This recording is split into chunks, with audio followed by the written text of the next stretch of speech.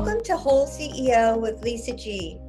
I'm the best-selling author of The Boss Weight Loss. I'm bringing you the top tips to be unstoppable. This is a once-in-a-lifetime opportunity to actually pull up a chair with today's top experts in weight loss, mindset, and business.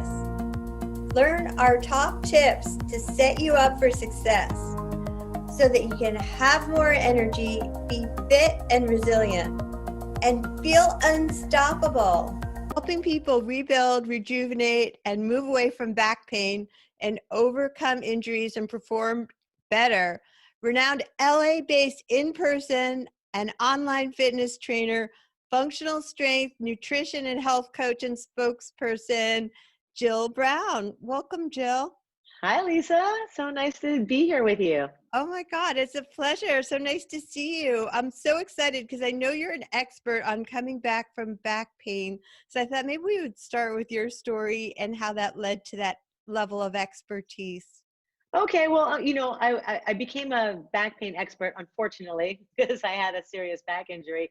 I didn't know this, but I was born genetically with a missing gene that makes vitamin D. And Wow. so after I did 23andMe, I was able to finally sleuth it all out and put together all the pieces of the puzzle. But what happened was I was 35 years old and I was on my way to go to the gym after my day job.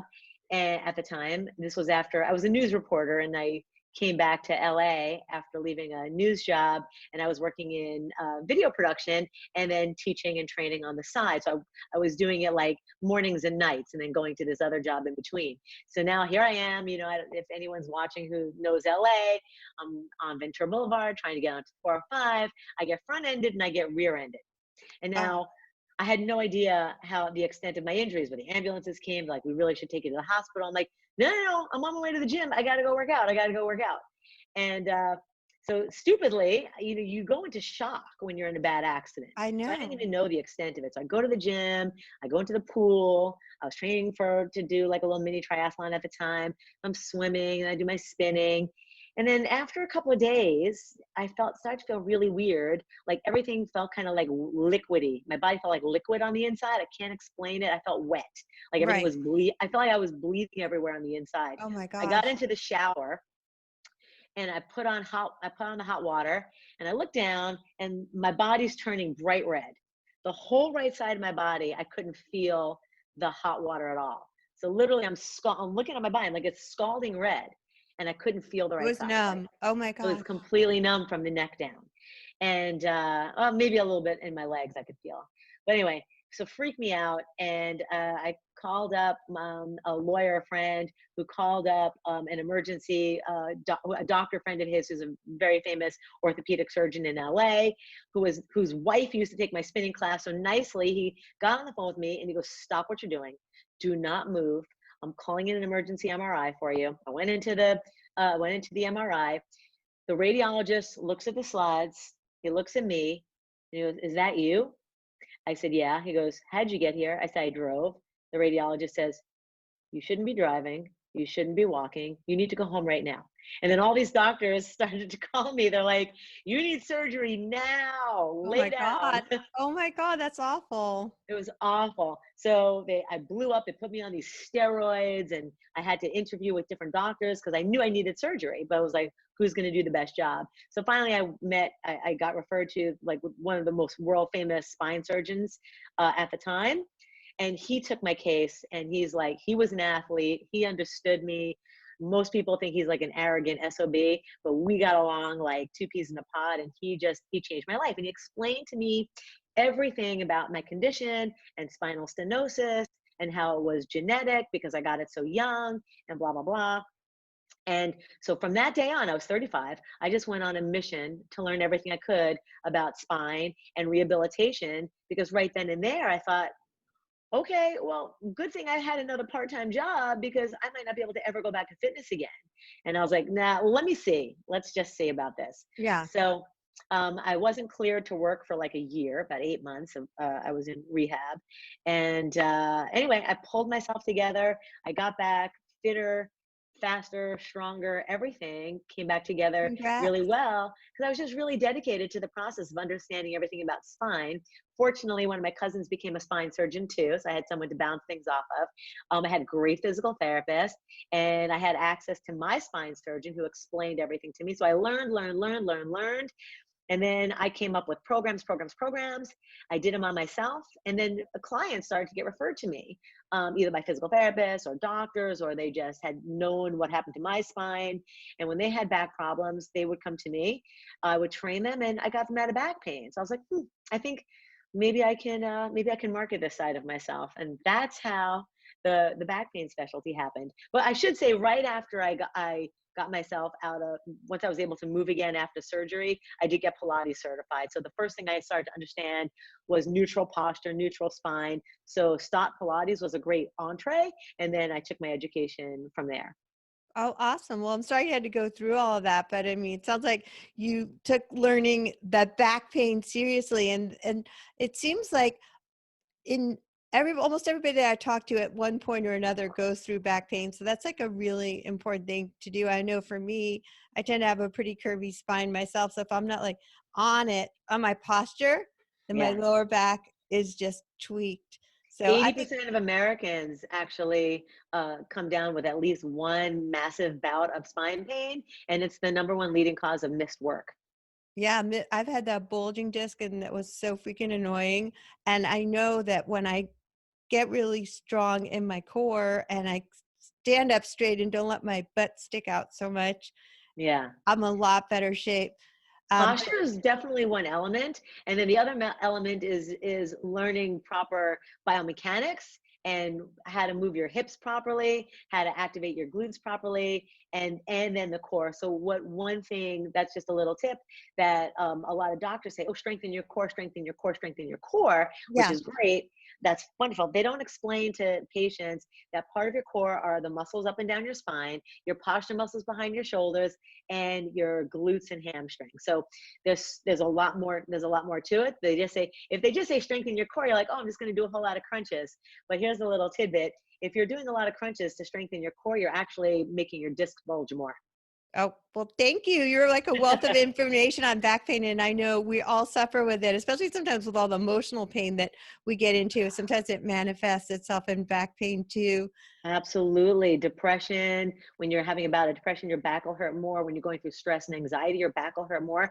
They're tied together, mentally. There's a strong mind body connection between back pain and what else is going on in your life. But just one little tip to everybody: if you have back problems, do not do crunches. There's other ways to work your abs. It ain't sit ups. Oh, I love it. Thanks so much, Jill. And I know as a person who's well over 45, that's one of your expertises too, one of your fields of expertise, that you work with women over 45. And I know the struggle is real, of the hormones that are going up and going down, and the The struggle is struggle is real. How real. do you help us with that kind of stuff? Well, let me just backtrack for 1 second. So I did develop a back training program, a 4-phase program that I'm selling now. So if anybody wants to get on my back pain program, you can find me at any Jill Brown Fitness URL. You'll find me on Instagram, Facebook, wherever, and reach out to me. And I've got an incredible back pain program. And now if you're over 45, probably you might have a bout or two of back pain in your life. Maybe it's recurring. So what I am is a functional strength and nutrition coach, and they really work together, even though they're two separate things. Our hormones change a lot Right. after Absolutely. 35, really. Yeah. They start to change, and then 40, 45, forget it. Then you start becoming perimenopausal, and it becomes really important to not just change your diet and make some tweaks. So if you're someone really fit, like, we're over 45 and we're fit, we only have to make small tweaks. But for most people, the things that you have to change are a bit more full on lifestyle encompassing. Like, there's a lot more things you have to do to adjust your hormones, which has to do with not just how much you eat, but the types of foods you eat. You might have to make some changes in the stuff that's going in your body, and your sleep is huge. I also train people in intermittent fasting. I have a certification in fasting education, and there's certain types of fast that are really good for your hormones and some that are not so good. How about Diets that that are good. 16-8? I like the 16-8 myself. Yeah, that's one of the easy ones. I like 16/8. I usually start people off with, I have them have a stepped approach, Yeah, and me then too. I love intermittent fasting. yeah, and then a maintenance one. And then there's so technically, if we're going to get technical, if we're going to talk about our fitness people watching, that's called time restricted eating. Right. So time restricted eating is when you do like a 16/8 or 17/7, um, and then or circadian rhythm fast. But then a real intermittent fast is when you fast for 24 hours to 48 hours to 72 hours, like actually intermittent fasting, like the 5 to 2 diet, the Yeah. warrior diet. So things like that. So that's a true intermittent fast. And then I'm also a big advocate of this product called Prolon, because it takes all of the guesswork out of doing. You can do a 5-day fast. You can get all of the benefits of doing a water fast. So Yeah. it's like doing a water fast for 3 to 5 days, but there's food, like there's soups and teas and some crackers. It's Mediterranean diet. It puts you into ketosis, and it's vegan. So super Awesome. healthy. Yeah, so it's super healthy. And it's just, I've had a lot of my clients have great success on it, and they lose belly fat and they get the clarity, everything that you would get if you're just doing water only for like 3 days. Yeah. Um, so I'm a big advocate of promoting Prolon, and then for women over 45, there's just different ways that we need to train that might not be the same. So if you're a woman who's over 45 and you have a 26-year-old male trainer, that's hot, but hot, but That's might not be inspiration, hot motivation. inspiration. But the and nothing against, like, my friends who are 26-year-old trainers. They look up to me. I'm very motherly to them. I guess I could be their mother, but they don't know of a woman's body, especially when we get perimenopausal and menopausal. So I definitely recommend, if you're over 45 or 50, male or female, you might want to have a trainer who's a little bit more in line with your age, because they'll understand what's going on with your body a little bit better. Because when I was in my 20s, looking back, I had clients in their 50s, and it was great, but I certainly didn't know a lot of the things that I know now Yeah, about what they were feeling and experiencing. It's like, it's very basic training. Anything works for a 26-year-old, and not anything absolutely. works for a Not for 56-year-old. absolutely. Well, I'm curious though, as a woman who loves intermittent fasting, but I do my 16/8. Um, how does that negatively affect my hormones? Because I know it's harder sometimes for women to do fasting, isn't it? It is, and you'll just know, because it won't feel good, right? Because we get a fast. There's the HPA axis, the hypothalamus pituitary axis, and so we'll get the message if something's not feeling right. So So listen if to your body, if it's not feeling right. Don't just you'll try to be looking at the clock like, oh no, I can't have my first meal yet. forget yeah, hunger is comes from 3 hormones, but I wouldn't worry about, like, just the hunger pains. But if things are just not feeling right other than hunger, then it might not be the right one. I mean, the one that I always recommend to people is circadian rhythm. Like, just try not to eat your last meal early, and then don't eat again until like 8 the next morning or something, or right after your workout the next morning. So So like that a 12-hour fast to it could be start out. 12 hours, it could be 14 hours, it could be 16 hours, but if you'll know if it's not feeling right for you. Right. Like, And and you feel lightheaded or mentally you can't form the thoughts. lightheadedness is just the lack of carbohydrate, right? You're just going into glycogen depletion. So the headache, and it might just be because you're not having coffee too. You might be giving up coffee in the morning. Oh, never. Yeah, exactly. The if it's hormonal, you'll start having other symptoms, like you'll be gaining weight, you'll not be losing any weight, right? So other things will start giving you pause, like, this should be working. I should have lost a couple of pounds. So you'll know. But Yeah. 16/8 is pretty fair. There is one issue. Doing fasting every single day and intermittent fast every single day, there is an increased risk of getting gallstones. Oh, interesting. Yeah. Well, this is all fascinating and all my favorite subjects. Is there anything else you want to leave our audience with? Who knew about all these little tidbits, right? Well, I would just, the main things are, if you have back pain and back problems, just get with a really good trainer, whether it's me or someone else, someone who knows back problems. You need to be working out more not less, because the last thing you want if you have back pain, back issues, is to lose muscle. The more muscle you have to help support your spine and your posture, the better.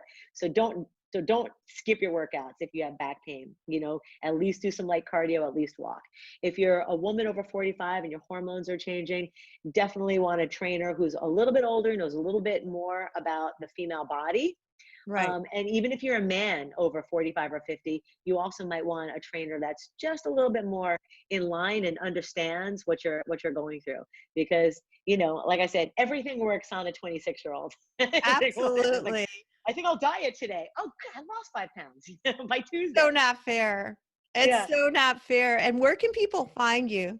And you can find me anywhere at Jill Brown Fitness. I'm at jillbrownfitness.com. On LinkedIn, I'm Jill S. The middle name is Stephanie, Jill S. Brown. And Instagram, Facebook, Twitter, Jill Brown Fitness. Consistency. I love it. Well, thank you so much, Jill Brown. You're welcome, Lisa.